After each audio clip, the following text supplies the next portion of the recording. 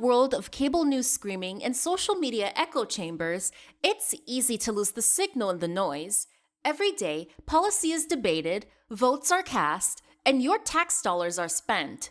We cut through the headlines to bring you the critical context you need, focusing on what's really going on in news and politics. Welcome to the Analytical Iowan Podcast. This is your daily dose of fact-driven politics. Let's analyze today's news. Here's Eric. And we are back here on the Analytical Iowan Podcast. It is Saturday, January 3rd, as you were listening to this. And oh my God, we got a lot to talk about. Now, I want to start out with where yesterday's podcast was. Recorded a podcast over on Zoom. It is again stuck buffering. I wish I could figure out what I'm doing wrong that is causing that to happen. I don't know if it's processing, buffering, whatever it's doing. I can't download it. And so it's stuck in limbo. That's why there was no podcast today. Now, I was going to record this much earlier in the day, but I decided to wait to record it later in the evening. That way, there was hopefully some more information out about the main thing we are going to talk about here. And realistically, I don't know if I can do a full hour on this, but this is going to be what we are talking about for the majority of today's podcast, has been this strike in Venezuela. Now, by now, I'm sure you have heard a lot of reports about this.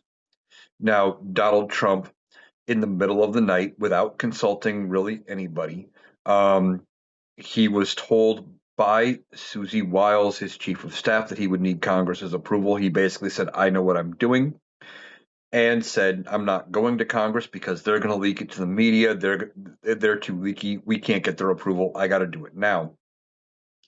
And he decides to make a military strike in Venezuela. Blew up a dock, some other facilities.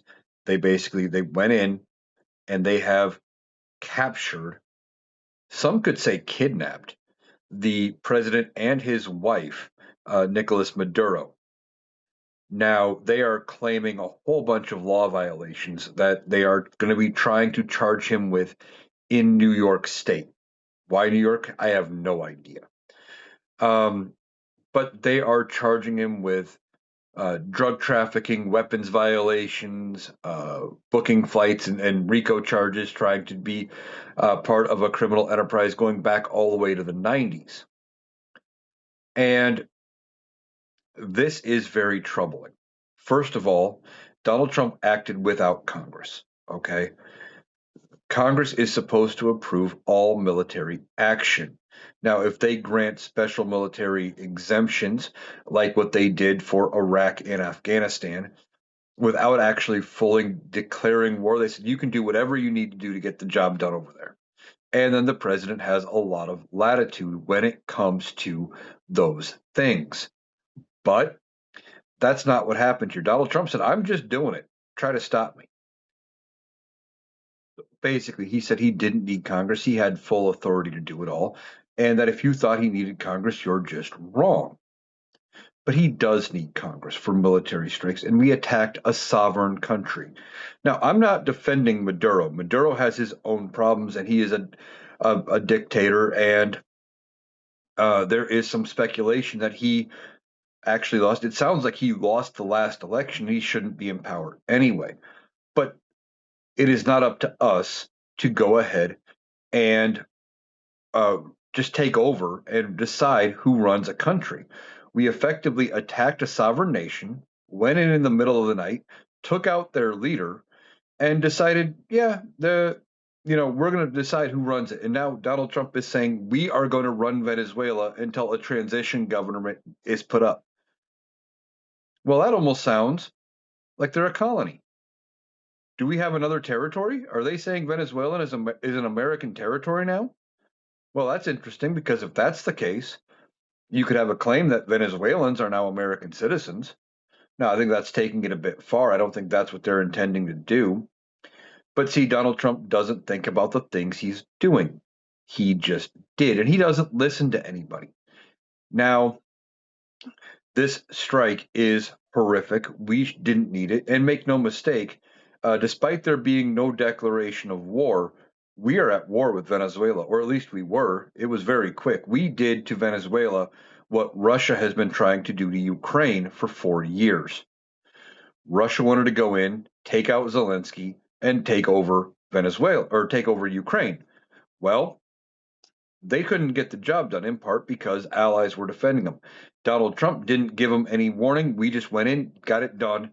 And of course, they're patting themselves on the back. I'm looking at some of the articles here about it. And Pete Hegseth says he's praising the troops for getting the job done. Well, they got the job done, sure. And they did what they were told. Here's the problem. We've talked a lot about them doing illegal things, following unlawful orders. This very clearly should be considered an unlawful order. He did not have authorization from Congress to conduct a military strike. I doubt they have any sort of legal justification for the strike. Of course, they're going to claim DOJ warrant, but we don't have the kind of legal authority to go after people like that. We usually need their own citizens, their own military, their own police force, whoever, if we need somebody extradited to go after and arrest them and bring them back. Now, I believe US and Venezuela do have an extradition treaty, but still, that would require their own people to go after and arrest him if these were legitimate charges. We do not have the authority to just go into a sovereign country and take them over. But Donald Trump doesn't care about any of that. Now, he thinks he looks like the tough guy, and he's doing all this, except he's not. He's not the tough guy. Okay, and he doesn't look like he is very healthy doing this either. Apparently, he was kind of dozing off during the middle of the night press conference where they were talking about doing this. Now, this is not uncommon for Donald Trump to doze off during events. His health isn't that great. We've talked about that. He is showing advanced signs of age. But getting back to what I'm talking about, he doesn't have the authority to do these things. Now, it is going to be up to Congress to act. And under normal circumstances, if we had normal Republicans, this morning, when this all was announced, you would have heard Speaker of the House Mike Johnson calling the House back in early to be voting on articles of impeachment, more than likely. There should be articles of impeachment done against Donald Trump. The Senate should be back now voting on war powers resolutions to condemn what Donald Trump is doing and saying, no, you do not have the authority to do this. And that they need to revoke any military operations and send a clear message to the president that they're not on his side. But are they back in session? No, they're not doing anything right now. I don't expect Mike Johnson to end up doing anything about this, maybe agreeing with Donald Trump and saying it is a good thing. Now, of course, right-leaning commentators and podcasters and even media outlets are showing images of Venezuelans cheering and celebrating. They're not celebrating in Venezuela, from what I am hearing, the way I understand it. Those are Venezuelans who are not in Venezuela that have been forced to flee because of Maduro. Don't get me wrong, Maduro is not a good person. I am not saying he needs to go back in power. However, the way we went about doing this was not legal from a U.S. standpoint, from an international law standpoint. Donald Trump has never cared about the rule of law. If you give him enough opportunity, he would probably use the original U.S. Constitution as toilet paper. Wouldn't surprise me. He doesn't care. Now, this isn't going to be the end of it. He has gone after Venezuela. They've said maybe Cuba might be next, saying Cuba is ran by a senile leader. Funny, I think Donald Trump is the senile one. He doesn't know where he is half the time. He doesn't know what's going on. And is that just more projection on his part because he is suffering some major cognitive decline and some major issues? Now, we are hearing about his cognitive issues, that he's taken multiple cognitive tests. He's talking about passing, I think, a fourth one now. And now we find out that no, he didn't take an MRI, he took a CT. Now, I couldn't tell you what the difference between the two is and what that means as far as medically. That's not my area of expertise. And the few things I've seen on it did not explain that very well.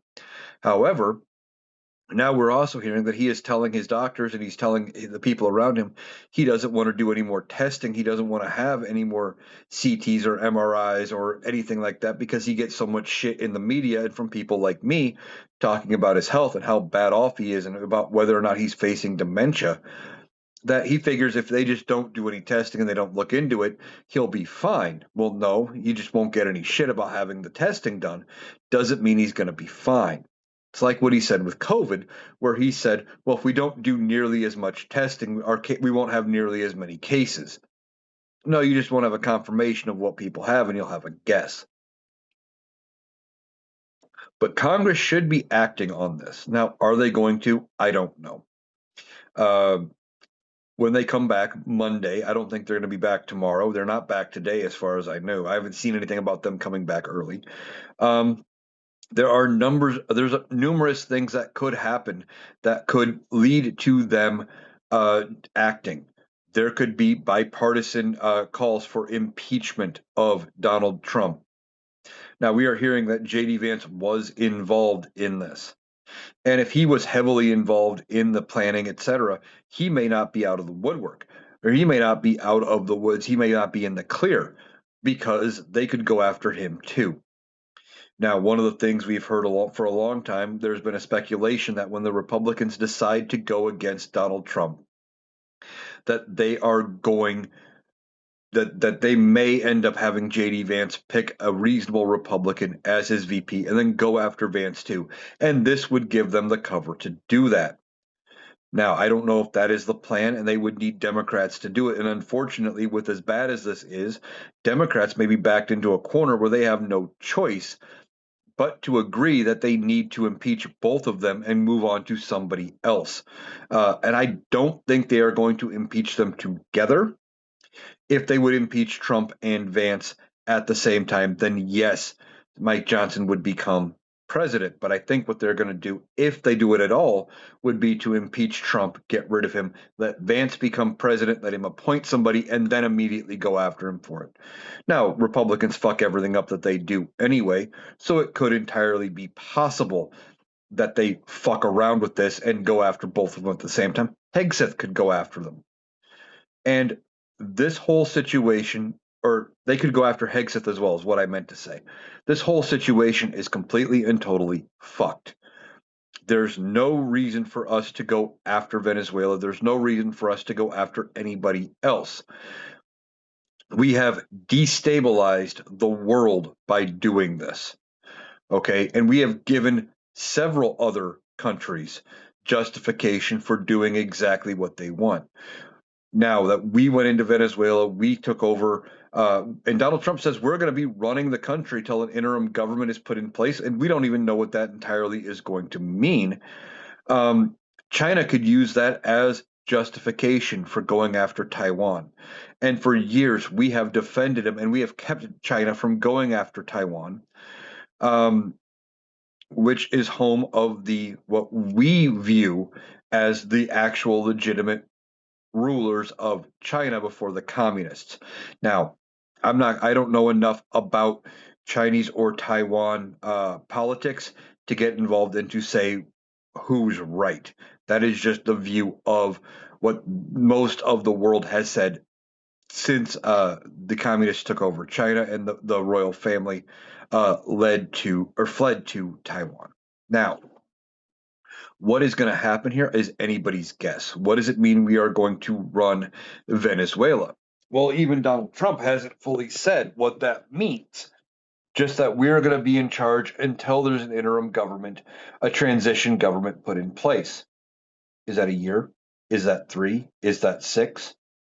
How long? And at what point do they become a U.S. territory? When do we claim them? Now, they were an independent, sovereign country. And we haven't heard anything specifically saying that they are no longer going to be a completely independent country. But they're definitely not sovereign right now. They're not ruling themselves. We're running them. And this administration, they can't get things right in our country. They think they're going to get things right for Venezuela? Jesus Christ. Now, as far as the other parts of it. One of the things that they are saying is justification, of course, is drug running and working with the cartels and things like that. And depending on what pushback comes from anywhere, and there really isn't any right now. Like I said, Congress should have been acting 12 hours ago. This should have been, they should have been waking people up in the middle of the night, and they should have fast tracked this. Look at what happened in South Korea when you had the prime minister of South Korea last summer try to declare martial law, and they had literally members of parliament jumping barricades and rushing in the middle of the night to get to parliament to vote to revoke his declaration and remove him. Happened quick, fast, and in a hurry. But these Republicans are willing to defend it. Now, every member of Congress that is a Republican needs to be held accountable for this. They need to answer for it in the midterms, and they need to be held to task. Now, I don't know if this is Donald Trump latching on to this idea he got from Zelensky that if there's a war, he doesn't have to give up power. Remember, Zelensky said, well, no, there haven't been elections because we've been at war. Well, now there's an armed conflict here. But the United States is not Venezuela. There is nothing in our Constitution that says government continues if there's a war. We have elections. There are term limits. If they do not hold the midterms, then guess what? Come January 3rd, next year, 1 year from today, Congress is gone. Nothing can get passed through Congress. Now, I've seen people saying Donald Trump should just get rid of Congress. They're ineffective anyway, and he may try. But then we no longer have a presidency. The only thing that has been upholding our country is our faith in each other and our faith in the rule of law, and that the protections and the guardrails we put in place are there and they are going to hold. And they should have prevented something like this from happening. Again, as I've said earlier, I am not a fan of Maduro. I don't think there was any reason he should have still been in power. But the way we removed him, it was not up to us to do it like this. Now, they are going to try to justify all of this. And of course, like I said, they are going to be trying him in New York State, I believe. But that's rich coming from this DOJ. They tried a couple times to go after James Comey.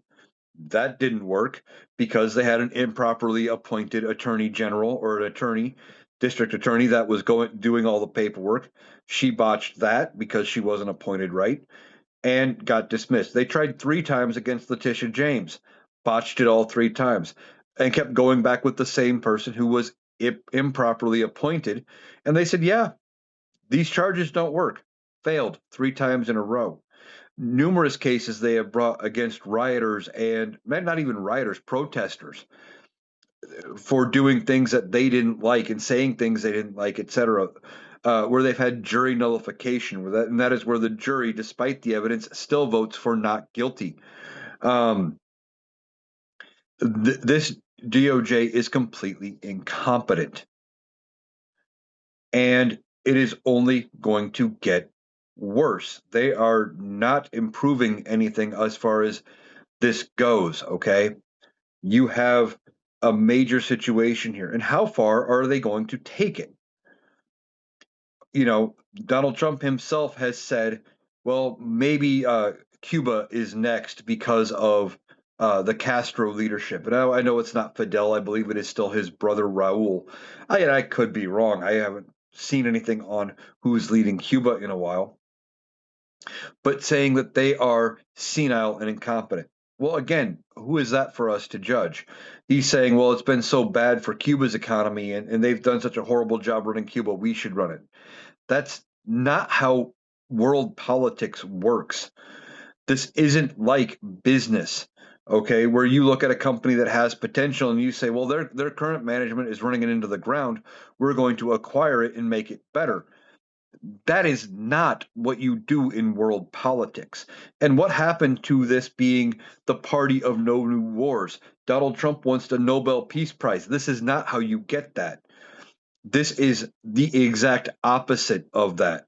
Now, that FIFA Peace Prize, and I believe the one that Israel gave him, mean nothing when these events have unfolded. And where does Donald Trump stop? Like I mentioned just a little bit ago, he's mentioned Cuba. Now, in the past, he's talked about Panama. He's talked about Greenland. He's talked about doing military operations against cartels in Mexico or Canada. Where does he stop? And at what point does the rest of the world get together and say, we have to stop the United States? I'm not saying that this could lead to a third world war, but this could be a catalyst that leads to some kind of major conflict where the rest of the world stands up and says, no more. We can't deal with it. Now, one of the things Donald Trump has tried to use as justification for what he is doing in Venezuela has been the Monroe Doctrine. Now, if you know your history, but if not, we're going to talk about it. The Monroe Doctrine was effectively a threat by President Monroe and told the rest of the world, the Eastern Hemisphere, that you stay on your half the world, we'll stay on our half the world, and leave us alone. Basically, don't interfere with our politics on this side, no new colonies, those kind of things. It has nothing to do with anything involving what Donald Trump did.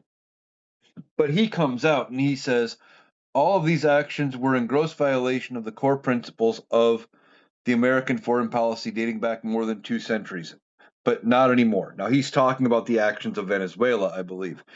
And he said all the way back, it dated to the Monroe Doctrine, and the Monroe Doctrine is a big deal, but we've suspended it or we've superseded it by a real lot. They now call it the Don Roe Doctrine. What the fuck is he talking about? Don Roe Doctrine. It's called the Monroe Doctrine because it was named after a man named Monroe. You can't just put your name in it because it sounds similar and act like it's something. He doesn't even know what the Monroe Doctrine is. Somebody told him about it at one point, that it was something we used, and he went, I like the sound of that, and I'm going to use this. And he's trying to use it as his justification. Basically, he warned European powers from interfering in countries in the Western Hemisphere. That's what Monroe did. Donald Trump used it and said, we're just going to go take over Venezuela. We can do whatever we want. Now, one of the things about this takeover of Venezuela, Donald Trump comes out and says it's not going to cost us any money. We're going to get our money from oil. Their Venezuelan oil is going to pay for it. We're going to open their oil fields and we're going to pump out oil and we're going to make money. But it's not our oil. We don't own Venezuela. How are we going to make money unless he is forcing them to allow American oil tycoons in and American investors to have access and they get a cut and they get a taste? None of this makes a lick of fucking sense. I'm getting irritated because of how stupid this whole thing is. It's about oil and other mineral rights, etc. They use the fact that Maduro was not the best person to justify what they are doing. Now, we are going to see if there is any sort of pushback from Congress. I've been talking about this. Now, they should be impeaching him. Hell, there should have been articles of impeachment voted on today. Today. But there's not. And there may never be because Republicans are fucking spineless. Republicans are allowing this to happen. Now, Democrats are doing what they can, which is calling it out, and they could introduce articles of impeachment themselves.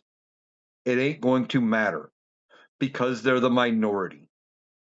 All of this happened because Donald Trump campaigned on a fucking lie where he said no new wars, and if Kamala wins, we're going to get drug into World War III, and we're going to have all kinds of wars. It's going to be a disaster.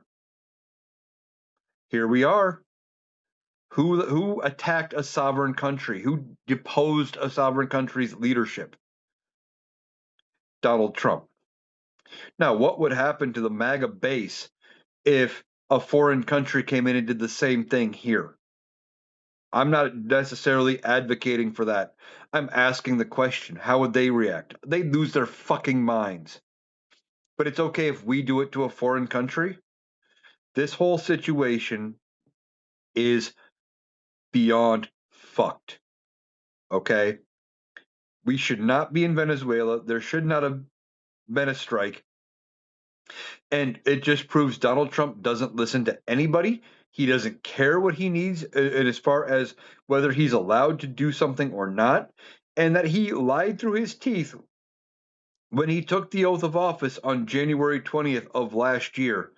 And he said, "I solemnly swear to protect and defend the Constitution uh, the best of my ability." That he was going to uphold the Constitution, saying he doesn't need Congress to act and to do anything when it comes to Venezuela is not defending the Constitution. He's abdicated his responsibility, and he doesn't care who he gets hurt in the process. Now, there were people that were killed in this event, and now we are running Venezuela, apparently, at least in the meantime.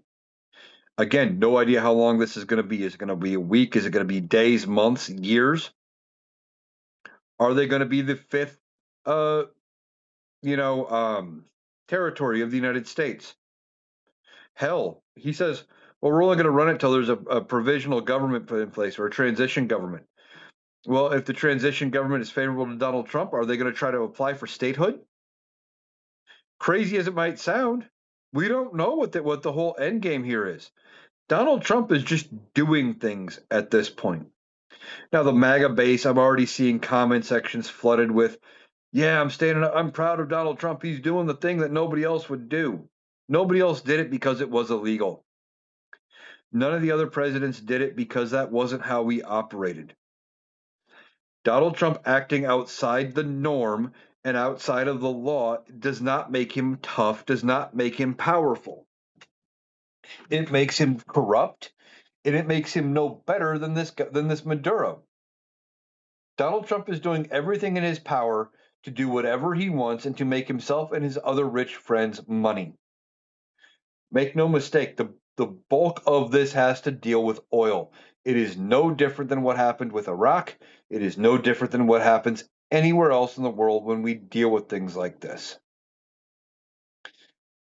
And why is it that it always seems to be Republican leadership that brings us into armed conflict? This is, three out of the last four Republican administrations that have brought us into new armed conflict. I was going to say three straight, but that's not entirely true.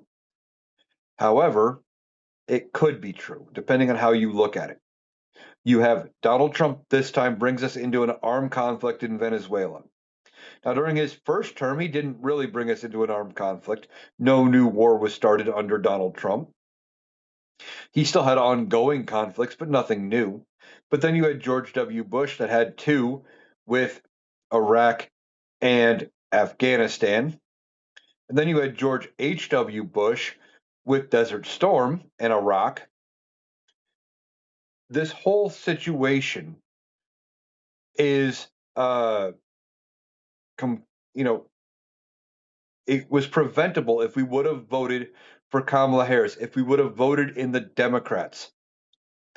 And I've got a challenge to Republican lawmakers. If you're pissed off at Mike Johnson for not calling the House back to vote on articles of impeachment against Donald Trump for these actions, if you're pissed at your party for allowing this, don't resign. Change parties. Become a Democrat. Flip Congress now. Start holding Donald Trump and everybody accountable. Now, when this administration is done, and by extension, because I still believe Donald Trump does not make it to the end of 2029 as president, the Vance administration, or if what we were talking about earlier comes to pass, the fact that Trump is gone and Vance is gone, and whoever Vance appoints as his VP becomes president, hell, we could have three administrations in 4 years. But by the time these Republicans are gone and Democrats are back in power, there are going to be major investigations. There could be war crime tribunals similar to what happened in Nuremberg, Germany. And there are going to be some kind of criminal case here. Now, I don't know how that actually plays out because they would have to fit it within the existing government system, within the existing system of what is going on as far as the judicial system. We don't have a war crimes tribunal court set up. Congress would have to probably establish something and set it up with guidelines and boundaries, and it exists in like a term and things like that. Now, Congress does have the authority to establish courts to do just that, and they could do that. And they may have to.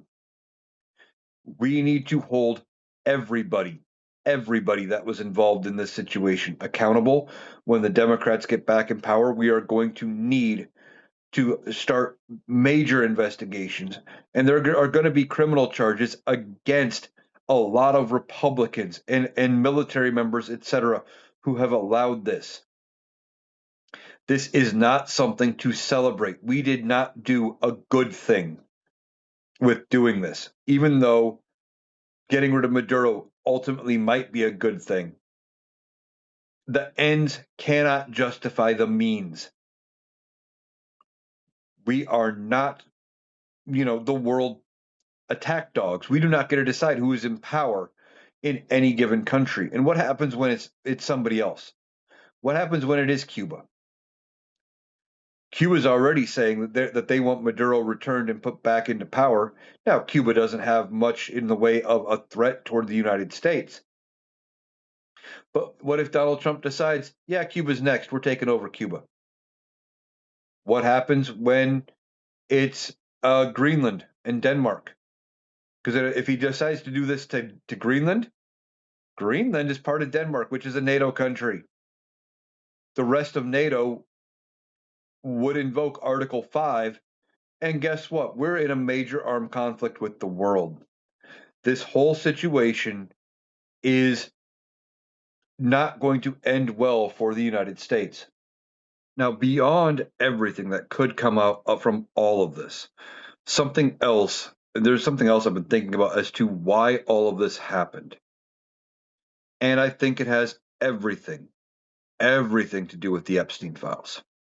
This is a major distraction from the Epstein files. Right now, this is the big thing that everybody's talking about. And Donald Trump has been wanting to get away from the Epstein files. He doesn't want to be talking about what's in those. And as Congress comes back Monday, there's going to be more digging into the Epstein files coming out. And I think he is in part worried that before she leaves Congress on Monday, Marjorie Taylor Greene is going to read the client list on the floor of the House of Representatives. Now, why is she going to do it on the floor of the House? Because she cannot be sued for anything she says while an active member of Congress.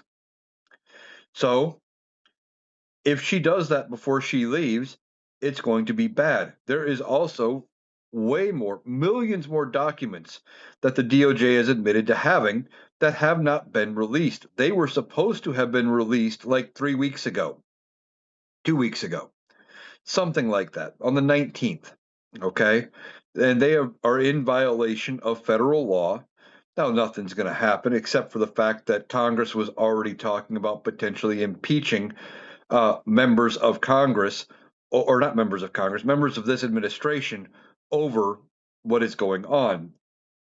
That was actually a bipartisan effort led by Ro Khanna and Thomas Massie. And this is another attempt, I think, to distract from the Epstein files because Donald Trump doesn't want to deal with the Epstein files at all. He doesn't want people talking about it. He doesn't want people knowing about it and about his connections. And more is coming out about him being connected to Epstein. He doesn't want people talking about what he knows. And it is being proven more and more that they were friends, they were associates. that Donald Trump continued to allow Epstein into the club despite knowing he was a creep, despite the fact that he wasn't even a member. He was just granted access. And that he was even sending Mar-a-Lago employees who were hired as masseuses to Epstein, I believe. He doesn't want that stuff talked about, and it makes him look bad. So his reaction is to do this. He is trying to get away from discussions about the Epstein files and discussions about his health. And one of the reasons we're talking about his health is because he fucked up and he makes admissions that he shouldn't be making. I'm going to get to his health in a minute. Let's go back to the Epstein files. Donald Trump doesn't want these things coming out. He fought tooth and nail to prevent the Epstein files from coming out. And they kept the House of Representatives out for 6 weeks trying to avoid a vote on a discharge petition to release the files. And then what happens? They end up coming back and then they vote, and the momentum goes so far against Donald Trump when it comes to the files that they pass it 427 to 1. And hell, the Senate passes the vote to release the files. The same way. The Senate votes to pass it unanimously. And Donald Trump didn't expect that. He thought that even if they passed the House, which is why he said go ahead and vote for it, that the Senate was going to delay it for months or weeks or whatever. And it's all crashing down around him. And this is what happens with narcissists when they're coming down. They lash out in ways. Now he's lashing out at Maduro and going after Venezuela right now because he's backed into a corner. And this is going to continue the dog pile on him. Now, if Congress starts to act and they do things against him and they start to move, who is he going to lash out against next? We've talked about Greenland or Panama or Canada or Mexico or Cuba. These are the desperate acts of somebody who is backed into a corner and doesn't know what else to do. Donald Trump is terrified of everything going on. And it shows because of how he's acting involving here. He's desperate to avoid the Epstein stuff because he knows what the allegations mean as far as in the court of public opinion. I don't think he actually feels an ounce of remorse for anything that he may have done connected to Epstein. I don't think there is any amount of, understanding that what he did was necessarily wrong. Just that it is now viewed unpopularly in the public. Knowing Epstein is considered bad, and that's all Donald Trump views it as. He's like, oh, if I say I know Epstein, well, now I'm looked upon, as a horrible person. But in the '90s, Epstein was this big real estate financial guy, and everybody knew Epstein, and it was the in thing to do was to be in his circle. And Donald Trump didn't care about what Epstein was doing behind the scenes. He just wanted to be part of that circle. I firmly believe that this whole thing in Venezuela, beyond the oil, beyond the natural resources, and everything else, also had to do with distracting from the Epstein files. He does not want anybody to look deeper into the Epstein files to see what actions he may have caused or what he may have done with the victims of Epstein. Donald Trump is a piece of shit, and he's showing it on a daily basis. And if you are a Republican, if you support Donald Trump, if you still support Donald Trump, you are going to have to answer for this. When you ask, well, why do you want to cut us off just because we vote different? This is why. Because your vote directly led to us invading a foreign country, all because somebody got his feelings hurt. Maybe they want to go after oil, or maybe he's trying to keep from being exposed as a pedophile. Something like that. And that's who you support. And you're bending over backwards trying to justify what Donald Trump is doing. The actions that he has taken in Venezuela are the things that he warned you would happen if Kamala Harris won. And you said, we can't let her win because of how bad it's going to be, because of the fact that we're going to go to war, we're going to be invading sovereign countries, et cetera, et cetera, et cetera. And here we are. Now let's get into Donald Trump's health. I mentioned that he's trying to divert away from his health. There's an article in the Wall Street Journal that comes out, and it's got a couple damning things in there about Donald Trump and his health, and I think he's trying to get away from it. Story broke, and I've talked about it on a couple of podcasts, that he is taking 325 milligrams of aspirin daily. Now, if you have heart problems and they want to thin your blood, or they're worried about how thick your blood is getting and they want to avoid future heart problems, typically they tell you take low dose aspirin, which is 81 milligrams. He's taking 4 times that dosage, and he claims he is doing it against medical advice because he wants thin blood, because he doesn't want to have any issues. But why would he be taking it in the first place? Is he taking it because he is worried about heart attack because he eats like shit? And as a big man who eats like shit, I kind of know what that feels like, being worried about stuff. But you know what? Is he taking it because of that? Somebody else in one of my comment sections suggested that maybe he is actually taking a prescription blood thinner, not aspirin, but something stronger, because they're worried about heart attack or things like that, and blood clot issues, etc. He is not in good health, and he makes these admissions because he thinks, by saying, well, I've got good thin blood and I'm doing it to make sure I'm healthy. He doesn't see how bad it actually looks. That him taking all of these extra blood thinner is actually potentially doing a lot of damage to his body, but it's also saying that there's clearly some reason why he is worried about having thick blood. But beyond that, in part of the Wall Street Journal episode or article he is talking about, he says that he has asked his staff to reduce his schedule because it's exhausting, that he's doing too much. But yet we hear that a lot of times he doesn't start his day till 10:30, 11 o'clock or more when he gets out of bed. We see him falling asleep during cabinet meetings and other events, or in things like that. And now we are hearing that he wants to end his day even sooner. He wants to reduce his schedule because he's too active. That tells me he is not capable of being president. And as somebody else on TikTok, and I wish I could remember the creator's name, pointed out, if he is making that admission, if Biden had come out and said, I want to reduce the schedule, the Republicans would be calling for the 25th Amendment. Why aren't Republicans? They should be calling for the 25th Amendment and the removal of Donald Trump on that Wall Street Journal article alone. Him saying, I need a reduced schedule, it's too exhausting, means he can't do the job. Then you add in everything else about his health, the blood thinners, the CT or the MRI, whichever he has been getting about, and they're looking at something, possibly about whether or not he has dementia.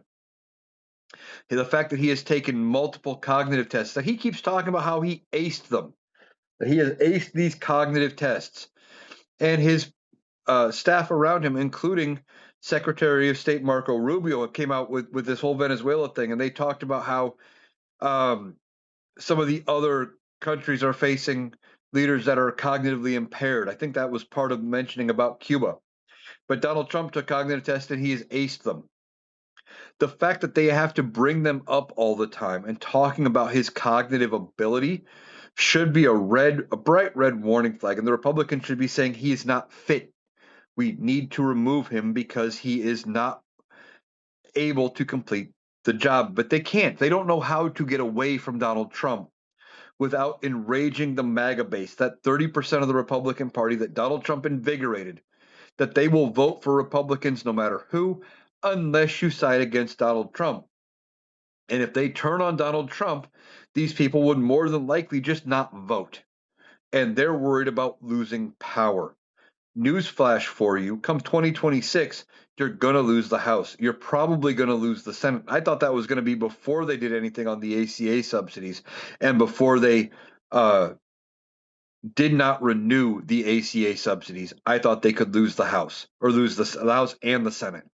Now I'm almost convinced because of the subsidies, and you add in this Venezuela thing, and depending on how Congress responds to it, because they haven't responded yet that I've seen. They haven't called a session, they haven't come back. You haven't seen Republicans saying we need to impeach.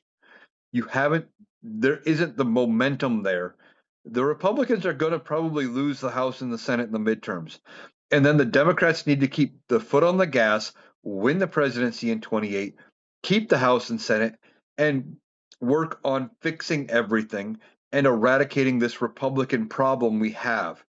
Now, do I mean rounding them up or getting rid of them like that? No, I mean making it to the point where the Republican Party is irrelevant, making sure we have supermajorities in both chambers and just pass whatever we want and do things that would help the American people. But this whole situation has been nothing but distraction away from a lot of things. This is in part Donald Trump just trying to do what he wants to get access to the oil, and I think there's a grift there, and putting who he wants in power. Now, is this going to mean that we are going to have Venezuela as a territory? I don't know what this means. It potentially could, and at that point, we've lost the plot. I don't even know where to go with that. Um, this whole situation has been a disaster. This administration has been a disaster. And if the Republicans don't do something to get rid of Donald Trump and move on and fix this, and I don't even know how you fix it because what do they do? Release Maduro, let him go back into power? Again, he wasn't a good guy. And they were pretty sure he lost the last election, but he rigged it in his favor. So I don't know. I don't know what you do there. I don't know what the right answer is, but everybody involved is going to eventually have to own up to it. And the Republicans are going to have to decide, is this what they want to support? Because what we just have basically said is it is okay for any country in the world to go in if you got reason to claim that the person leading a country is illegitimate, you can go in, you can just remove them and take them away to a secret location. Uh, charge them in your country for crimes. We don't care about extradition. We don't care about rule of law, and we're going to look the other way. It is ridiculous. This whole thing never should have happened, but here we are, and this is what we're dealing with. I'm going to keep an eye out, try to see what the reaction is from Congress in the next couple of days. This is going to be the big story going forward. And I don't even know that everybody knows or anybody in this administration knows how they're going to proceed. Like I said, Donald Trump made the decision. They really didn't tell anybody ahead of time. They didn't ask for permission. They just decided that we do it. Hell, by this time tomorrow, we could have headlines saying that they've done the same to Greenland, that they've done the same to Cuba. Who knows? The whole thing is completely and totally fucked up. And I don't know what else to say about it other than that's what it is.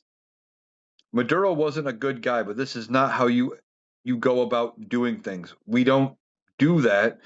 There are procedures in place. There should if we have the UN for a reason. The UN could have maybe stepped in and said, okay, we're going to go in as part of a UN peacekeeping thing.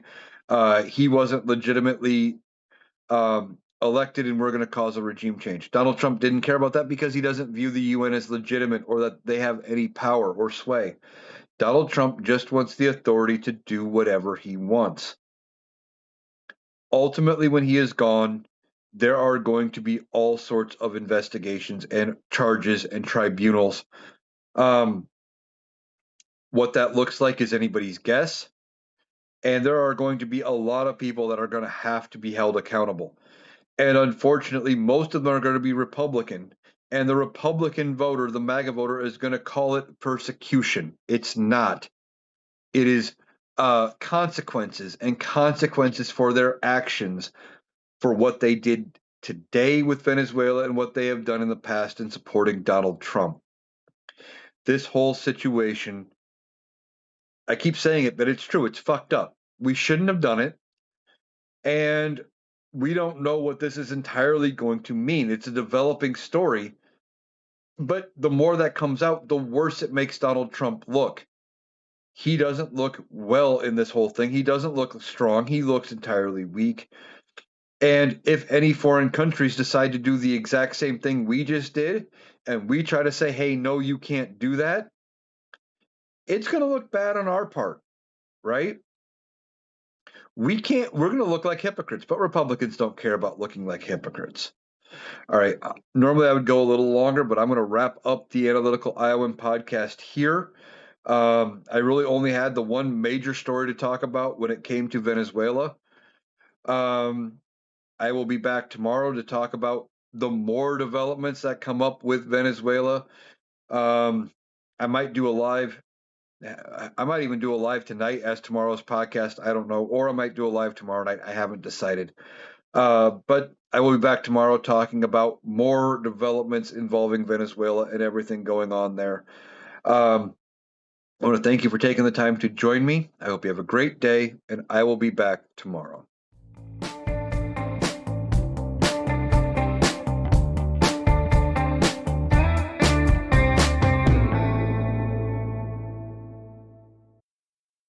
That was Eric.